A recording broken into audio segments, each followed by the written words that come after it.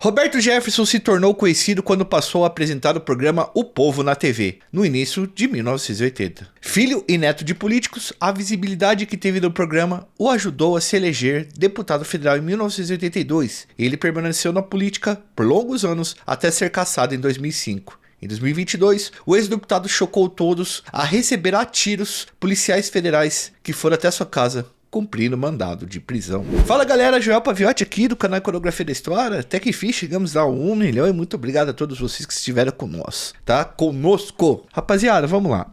Siga a gente nas nossas redes sociais aí que tá passando aí embaixo e tal. Bicho, eu conheci o Roberto Jefferson, só o personagem que a gente vai falar aqui, mas eu conheci ele como um político habilidoso, que sempre conseguiu estar em vários lugares, independente de quem estava à frente da cadeira de presidente, né? Mas quando eu vi esse vídeo de 2021, eu percebi que a coisa tava estranha. Fernandão, dá uma rodada nesse vídeo aí, ó. Dá uma olhada nesse trechinho aí, galera. Um satanás armado, esse imediatamente um irmão patriota bota fora de combate. Aí o outro vai estar com uma lata de spray de pimenta na mão. Tem que ter alguém com a perna dessa de enxada ou um taco de beisebol e bater aqui, ó. Não é de frente, é de lado, assim, ó. Nesse braço que a lata vai cair. 3, quando tiver acontecido isso, um chicote. Para botar o satanás para correr, o chicote. Deem uma coça de chicote no satanás. Porque a maneira de se exorcizar o satanás é no chicote. Rapaziada, tá vendo? É assustador. Hoje a gente vai contar a história do Roberto Jefferson, que é extremamente complexa, mas acho muito interessante para entender os últimos anos que o nosso país passou, os últimos anos inclusive de fanatização de vários lados, e eu acho isso bastante interessante. E relaxa aí, que não vai ter partidarismo aqui, beleza e tal. A gente vai se ater à história, aos fatos, o máximo possível. Fernandão, por favor, roda a vinheta.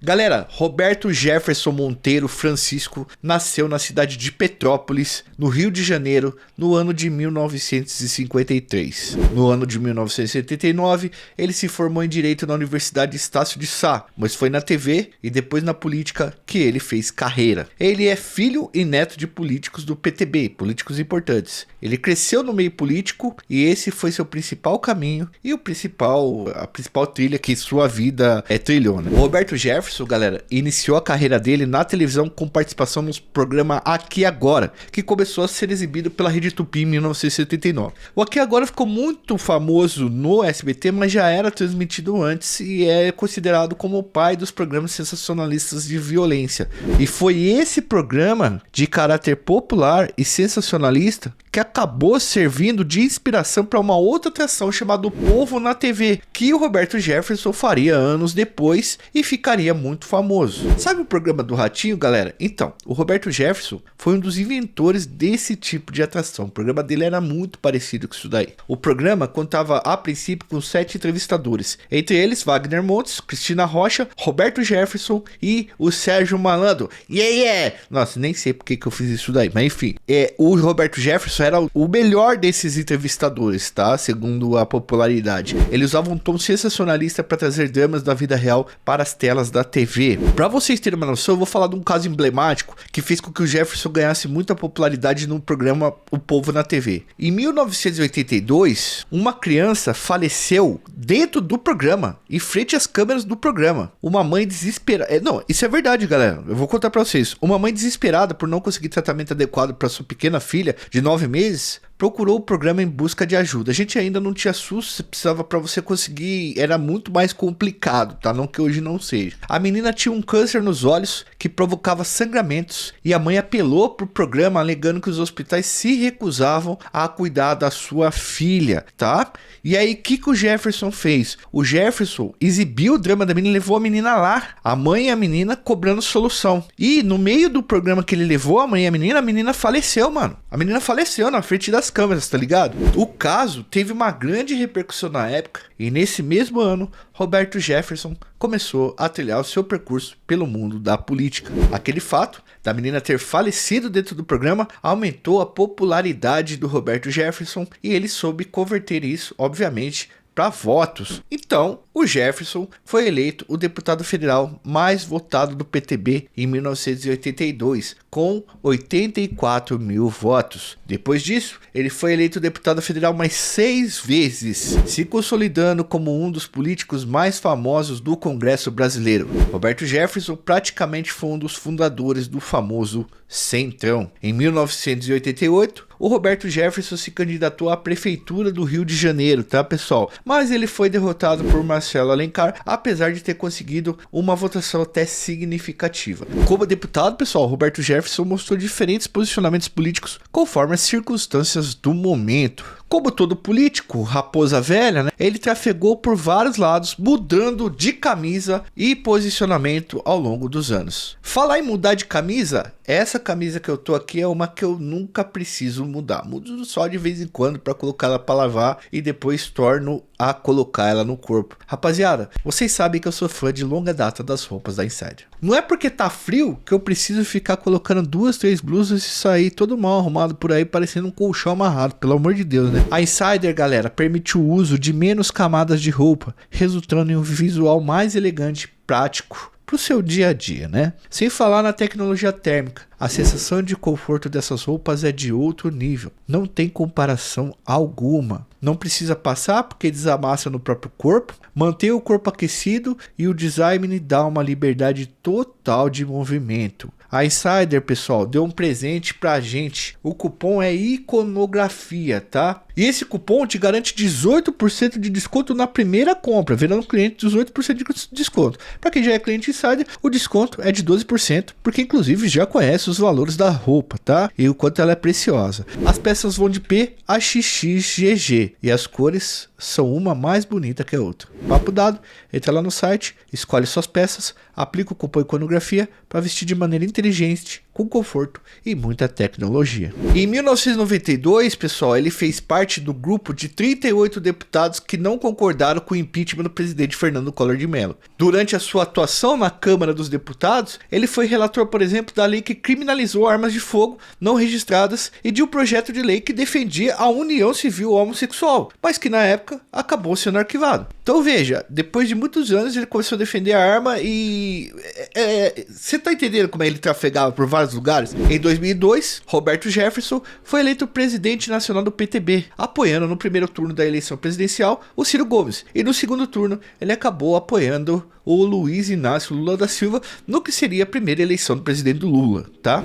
Em 2005, ele foi um dos principais delatores do Mensalão, denunciando a prática criminosa de distribuição de dinheiro em troca de votos favoráveis ao governo. Eu me lembro que uma época o Roberto Jefferson parece que me deu uma sumida e a galera já não reconhecia mais ele porque ele emagreceu muito, ele perdeu muito peso e assim, a galera nem nas ruas, nos lugares assim, ele deu uma revitalizada na imagem dele depois, começou a andar por outros meandros e aparecer mais também. Naquele momento, inclusive, que ele denunciou, que ele delatou, o Mensalão virou um dos maiores escândalos da história da política brasileira. Foi no período que o STF, inclusive, passou a ter mais protagonismo no cenário televisivo. Lembra? Joaquim Barbosa, o Ricardo Lewandowski, muita gente lembra disso daí. Bom, o Roberto Jefferson foi acusado de chefiar um esquema de corrupção nos Correios e no Instituto Resseguros do Brasil, o IRB, em maio de 2005. Diante das acusações, o deputado disse que a responsabilidade não era dele, era da cúpula do PT que negociava cargos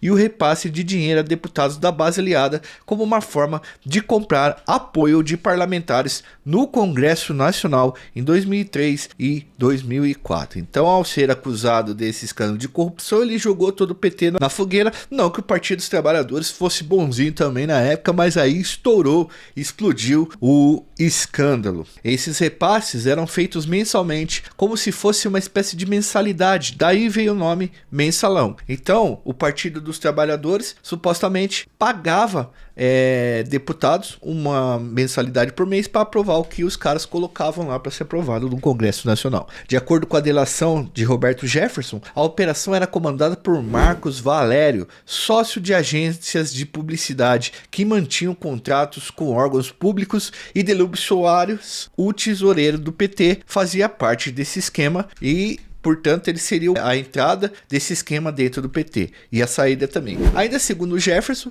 eles eram comandados pelo ministro da Casa Civil, né, o ex-ministro da Casa Civil, José Dirceu, tá? Que ficou preso inclusive por isso. Os parlamentares recebiam uma mesada de 30 mil por mês para votarem a favor do PT. Conforme Roberto Jefferson, esses pagamentos só pararam quando ele foi lá e delatou pessoalmente o que estava acontecendo dentro dos partidos dos trabalhadores e na gestão Lula. Durante vários meses de 2012, o julgamento do mensalão se estendeu pelo STF e 25 pessoas foram condenadas à prisão. Roberto Jefferson acabou admitindo ter recebido ao menos 4 milhões e em 2012 foi condenado a 7 anos de prisão por participar do esquema de corrupção. Você vê que ninguém vai preso, né? No ano de 2015, ele recebeu o indulto natalino presidencial e deixou a cadeia, adivinha, em 2016. Mas Roberto Jefferson continuou bem popular e com influência sobre inúmeros eleitores, inclusive encaminhando a própria filha dele para ser candidata. Durante o mandato de Jair Bolsonaro,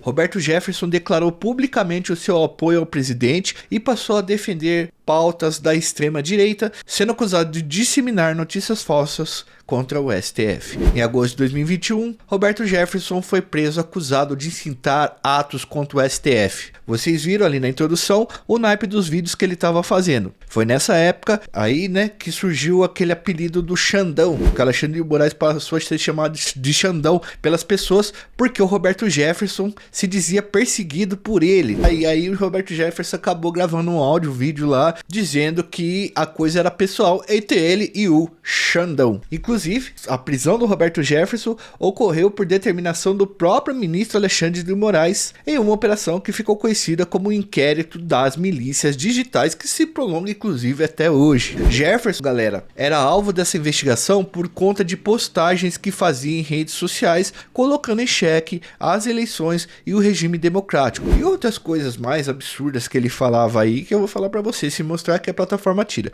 Segundo o ministro Alexandre de Moraes, o Xandão, Roberto Jefferson divulgou vídeos e mensagens com o nítido objetivo de tumultuar, dificultar, frustrar ou impedir o processo eleitoral com ataques institucionais ao TSE e ao presidente do TSE, que na época era o Xandão. No final de julho de 2021, Jefferson concedeu uma entrevista a um canal desta plataforma aqui, defendendo a intervenção militar, falando que o Supremo não era uma instituição e que, se fosse preciso, os cidadãos brasileiros deveriam invadir o Senado. Tá, olha o que o Jefferson estava falando. De acordo com a Polícia Federal, Roberto Jefferson atuava na organização criminosa responsável por atacar as instituições, desacreditar o processo eleitoral e reforçar ainda mais a polarização e o ódio que estavam instaurados na sociedade. Veja que ele começa a ser um produto e um protagonista também dessa polarização. A justiça determinou a busca e apreensão de armas, munições, computadores, tablets e celulares do ex-deputado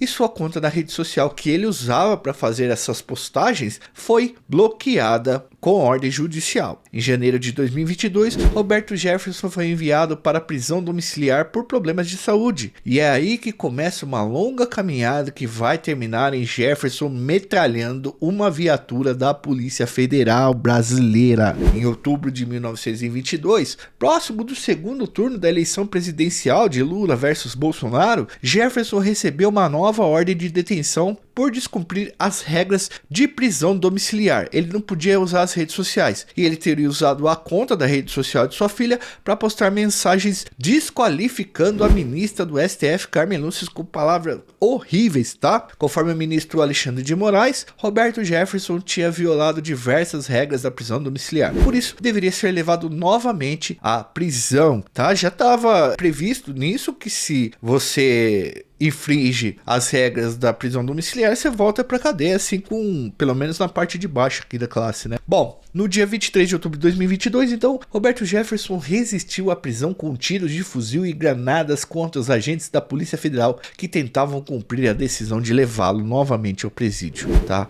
Eram 11 horas da manhã de um domingo, quando 4 policiais federais chegaram à casa de Roberto Jefferson em Comendador Levi Gasparian, no interior do estado do do Rio de Janeiro, tá?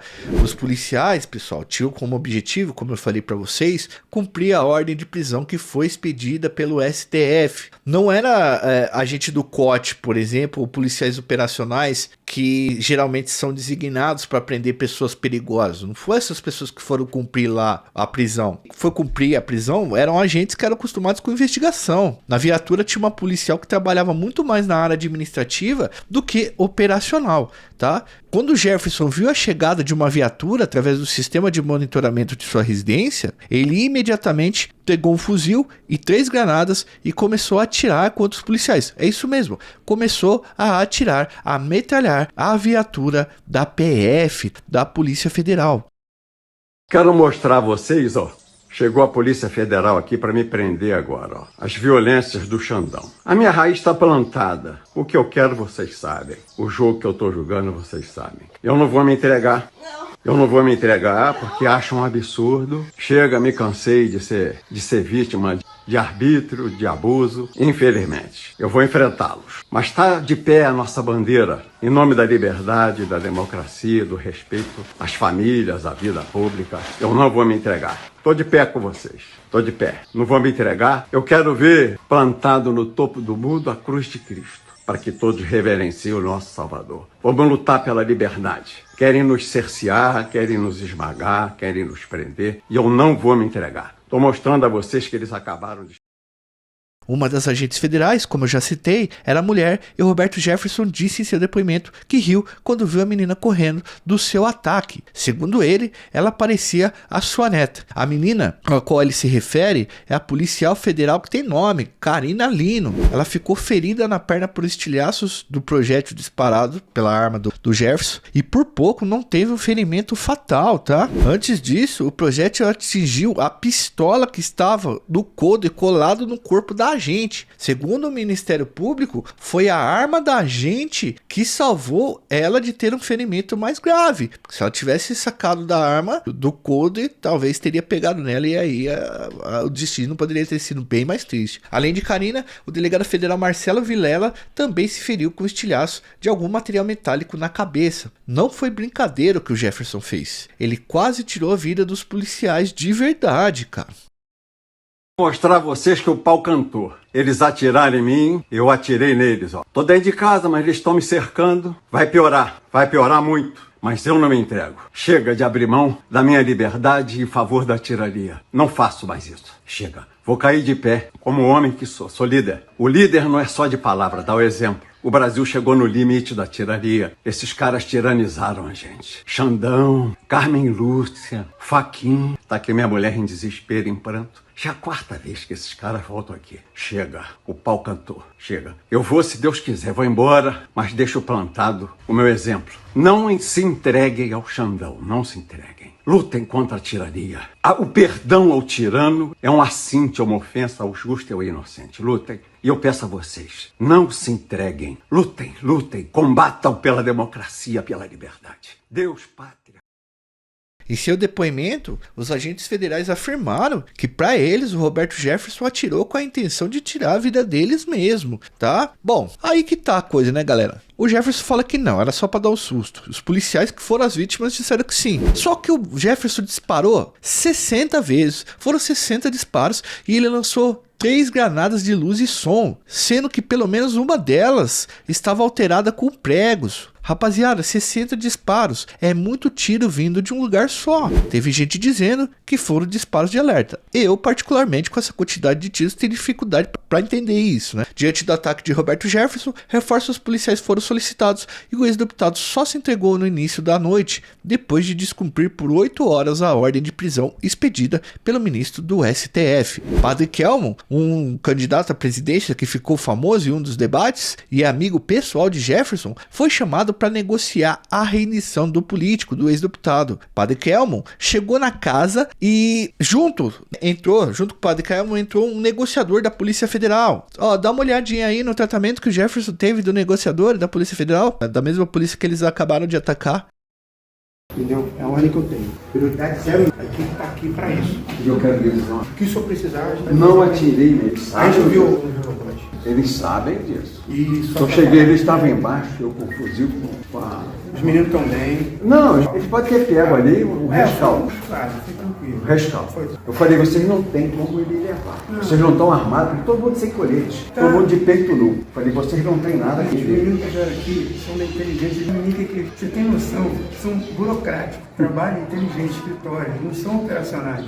Eles estavam tão tranquilos. Só um que atirou em mim, um magrinho. Porque na hora do susto. Não, mas eu não atirei ele primeiro. Não, olha, ele que atirou em mim primeiro. Então assim, fica tranquilo. Mas eu não atirei, ele 3 vezes foi enquadrado no meu red dot. E eu não quis, falei, não atira nele, não atirei. Quando eles correram atrás da viatura, aí eu joguei a granada na frente. A granada era de... A granada não tinha feito mal, não. Porque tá cheio. É muito sino lá. Não, eu sei. Eu sei. Aí quando eles correram, desceram lá, eu joguei outro. E aí, assim, pau. Aí eu joguei outro. Tiro, eu dei no carro. Quando não tinha ninguém. Veja, galera, veja.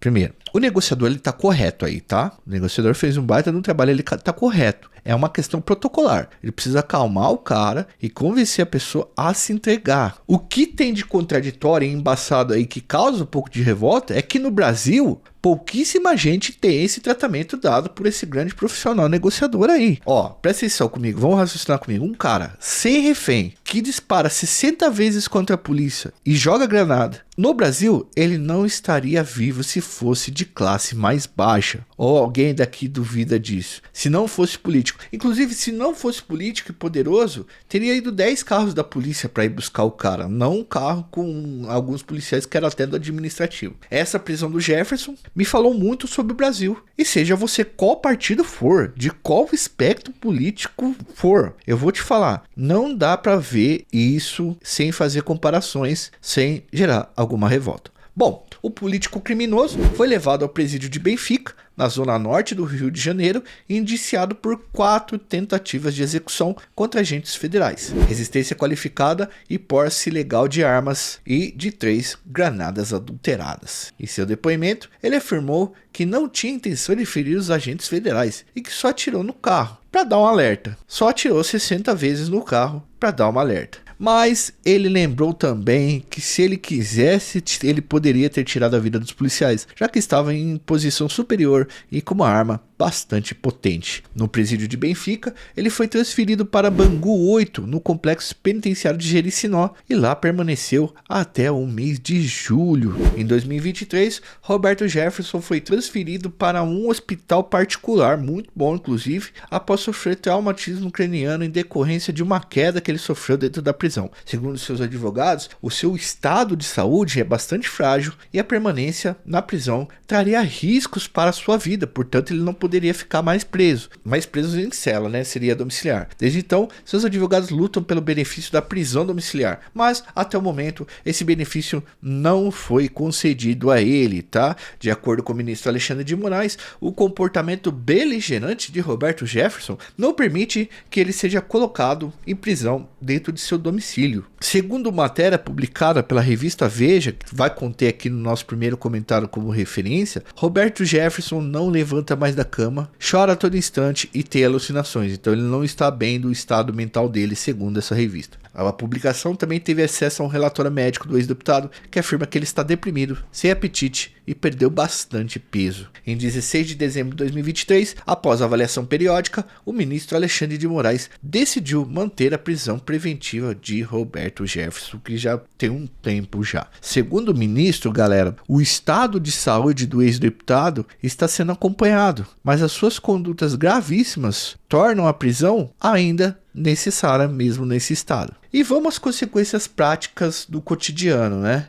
Acho que não precisa ser falado muito isso, mas é bom a gente trazer aqui para discutir um pouco como é que essa ação do Jefferson, ela teve desdobramentos na realidade política do Brasil. Atualmente, analistas políticos muito com boa reputação, né, bastante condecorados e prestigiados, bons mesmo no que fazem, afirmam que Roberto Jefferson foi um dos responsáveis pela derrota de Jair Bolsonaro nas urnas. Não o único responsável e não responsável totalmente, mas um pouco responsável. Nos dias de campanha, ele se colocou, né, o Roberto Jefferson se colocou como um aliado de Bolsonaro e apoiador, mesmo que Bolsonaro depois tenha tentado se afastar de Jefferson por motivos óbvios de popularidade popularidade, né? O primeiro turno da eleição presidencial foi bastante apertado. As pesquisas diziam que havia uma galera indecisa. Entre essa galera, muitas mulheres. E o voto feminino, em sua maioria, tem bastante resistência à violência, né? E muito medo da violência. E aí, o que Jefferson fez? Com esses tiros que ele deu, com tudo isso que ele aprontou, analistas acreditam que Bolsonaro tenha perdido popularidade, o que deixou mais longe o Bolsonaro da vitória nas urnas. Houve também um caso com a Carla Zambelli, né, deputado que era muito ligado ao Bolsonaro, que acabou puxando uma arma para um cara numa rua de São Paulo, no dia anterior da eleição do segundo turno. Muito doido isso, né? De qualquer forma,